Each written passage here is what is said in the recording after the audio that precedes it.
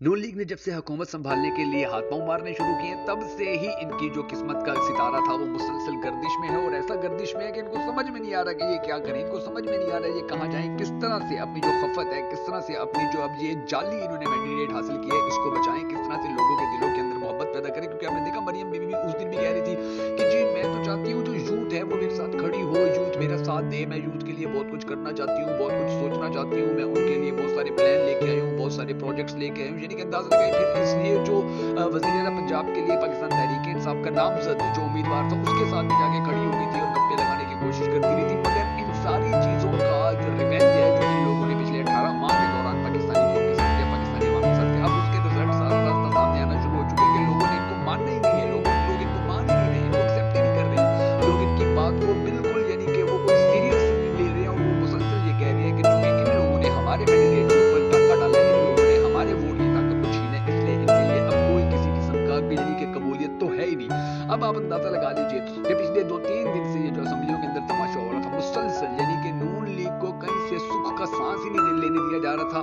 कौमी असेंबली के अंदर नवाज शरीफ आगे बैठ गया, इसहाक डार आगे बैठ गया, मरियम बीबी आगे बैठ गई कि जी अभी हमारे वहाँ पर हक में नारे लगेंगे। और इन लोगों ने वहाँ पे नारे लगवाने की कोशिश भी की, नारे भी लगते रहे कि जी अभी हमारा माहौल बन जाएगा, अभी हमारी आवाज़ बन जाएगी, हमारा बयानिया बन जाएगा और हम बड़ी आसानी से पाकिस्तान की ये जो हुकूमत है इसको संभाल लेंगे। ऐसे MNAs के जरिए, ऐसे MPs के जरिए कि जो हार गए थे और उनको धांधली के लिए जरिए जिताया गया। मगर फिर क्या हुआ है कि अब उसी असेंबली के अंदर से इन तीनों को जाना पड़ गया था क्योंकि इनके खिलाफ इनके यानी कि नवाज शरीफ के मुंह के ऊपर जब चोर चोर के नारे लग रहे थे तो नवाज शरीफ के लिए बाकी फिर क्या रहना था। तो ये जो सिचुएशन इनके लिए गंभीर हुई है, ये आने वाले वक्त के अंदर मजीद गंभीर होगी और इनको समझ आ चुकी है कि गेम हाथ से निकल गई है। अब मरियम नवाज और शहबाज शरीफ समेत जो नवाज शरीफ है वो ये कहते नजर आ रही है कि जी क्योंकि अब वो इस हुकूमत से निकलना चाहते हैं तो वो अब नई शर्तें और नए मुतालबात सामने ला रही है कि जी जो पाकिस्तान पीपल्स पार्टी जैसे इनकी सेनेटरशिप है यानी कि जो चेयरमैन सेनेट बनना था यूसुफ जकी गिलानी जैसे वो वापस लेने के लिए इन्होंने हाथ पांव मारे और वो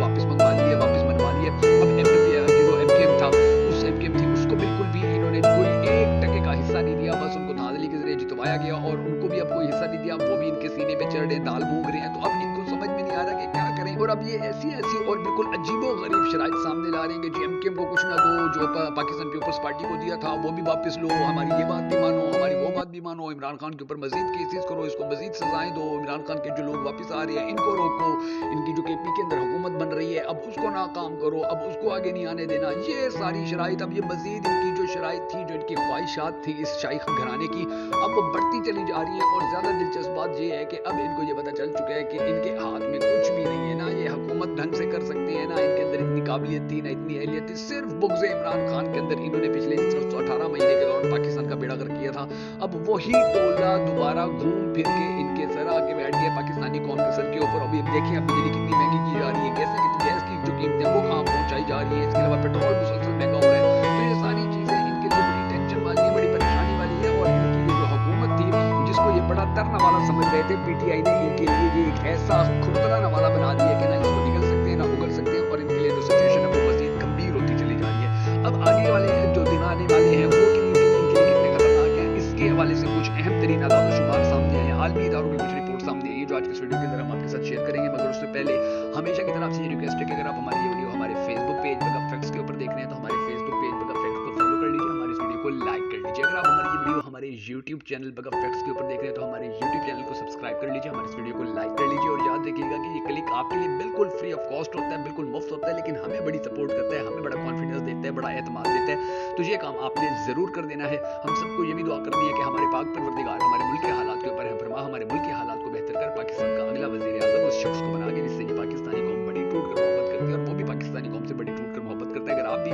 हम सबके साथ मिलकर हमेशा की तरह होने वाली इस दुआ के अंदर शामिल होना चाहें तो कमेंट सेक्शन के अंदर आमीन जरूर लिख दीजिएगा। और कमेंट सेक्शन के अंदर आपने ये भी जरूर बता देना है कि आप आने वाले वक्त के अंदर पाकिस्तान का अगला वज़ीर आज़म किसको देखना चाहते हैं। मैं मुश्किल हैदर और आप देख रहे हैं आपका मोस्ट फेवरेट चैनल बगा फैक्ट्स। अब नजदीक में जो सिचुएशन बनी हुई है, देखिए एक जानिब तो इन लोगों ने हुकूमत तो संभाल ली है, अब जिस तरह से कौमी असेंबली के अंदर इनको चैलेंजेस का सामना रहा है, पंजाब असेंबली के अंदर इनको चैलेंजेस का सामना रहा है पहले दिन ही, तो ये अब इनको ये तो नहीं है कि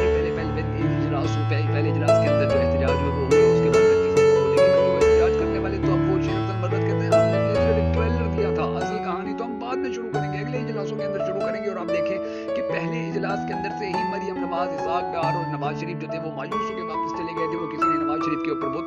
दी थी। तो इनकी जो सिचुएशन है वो तो ये है। अब दूसरी तरफ आप आएंगे, ये पाकिस्तानी अवाम से जो बातें करके आए थे, पाकिस्तानी अवाम को जो ये धोखा देने के लिए दावे करके आए थे कि जी हम बिजली फ्री कर देंगे, गैस फ्री कर देंगे, पेट्रोल सस्ता कर देंगे। अभी आपने अंदर से खबरें यकीनी तौर पर देखी भी होंगी और सुनी भी होंगी कि मुसलसल हमारा मीडिया ये खबर चलाता रहा जी आने वाले एक हफ्ते के अंदर पाकिस्तान के अंदर जो चीज़ों की कीमतें हैं, नोश हैं, दीगर जो चीज़ें हैं, गैस है, पेट्रोल है, डीजल है, इनकी 50% तक चीज़ें जो कीमतें वो गिर जाएंगी और 50% तक जो महंगाई है उसको ख़त्म किया जाएगा। ये पिछले दिनों इन्होंने बड़ी खबरें और बड़ी कंपेनें चलाई थी, अपने बारे में चलवाई थी और बड़ी खुशखबरियाँ यानी कि आवाम को दी जाएंगी और आवाम को सहूलत दी जाएगी। अब मरियम बीबी दोबारा कहती फिर रही है कि हम सेहत कार्ड बहाल करेंगे। अगर इनके अंदर अहलियत होती, काबिलियत होती, इमरान खान का भरा हुआ खजाना इसके बाद इसके चाचा शहबाज शरीफ के पास था, उस वक्त मरियम बीबी भी पूरे पंजाब को कंट्रोल कर रही थी, पूरे पंजाब के अंदर, पाकिस्तान के अंदर इनकी हुकूमत थी। तो ये उस चलते हुए जो सेहत कार्ड था ये उसको नहीं ठीक से ढंग से चला सके थे, यानी कि इनसे तो वो नहीं संभाला गया था। तो अब ये दोबारा फिर उसको चलाने का जो वादा कर रहे हैं, जो धोखा दे रहे हैं पाकिस्तानी कौम को, तो अब इस तरह से पाकिस्तानी अवाम को ये चूरन नहीं बेचा जा सकता। और पाकिस्तानी अवाम सोशल मीडिया के ऊपर देखें इन्होंने अब किस तरह से ट्विटर बंद करवा के रखा हुआ है कितने दिन से, सिर्फ इसलिए कि लोग इनकी हुकूमत के ऊपर तनकीद करेंगे, लोग इनके जाली मैंडेट को तस्लीम नहीं करेंगे, वो अपना एहतजाज रिकॉर्ड करवाएंगे और फिर ट्विटर ने भी जिस तरह से अब वो जवाब दे देता है, यानी कि अब इनकी रूल के कितने रहनुमा ये ट्वीट करते हैं, झूठी 2 नंबर ट्वीट करते हैं, इमरान खान के ऊपर इल्जामात लगाते हैं, वो ट्विटर इनको जवाब दे देता है, नोटिस भेज देता है कि भाई तुम ये बात गलत कर रहे हो, अपनी जो अल्फाज की तस्वीर है वो दुरुस्त करो। और पाकिस्तानी या पूरी दुनिया के जो अवाम है जो आपको पढ़ रहे हैं, जो आपकी इसमें चीज़ों को देख रहे हैं, उनको आप मिसगाइड ना करो। यानी कि अब ये नून लीग के लिए ट्विटर भी अजाब बन गया, तो ये बजाय कि उन्होंने ट्विटर भी बंद करवा दिया कि जी ये हमारे हाथ से तो गेम निकल चुकी है, अब पता नहीं आगे क्या होता है। तो इनके लिए तो हर जगह से मुशाशी तौर पर आप देखेंगे कि उन्होंने खजाना खाली कर दिया, और हर जगह से ये कहते नजर आते, हर जगह जाते नजर आते। तो शहबाज शरीफ कहता था कि जी मैं तो मांगना नहीं चाहता लेकिन मैं क्या करूं कि मेरी मजबूरी है। तो इन हालात के अंदर अब इनके लिए जो मामलात हैं वो और भी गंभीर हो चुके हैं। अल्लाह तबारक व तआला हमारे मुल्क के हालात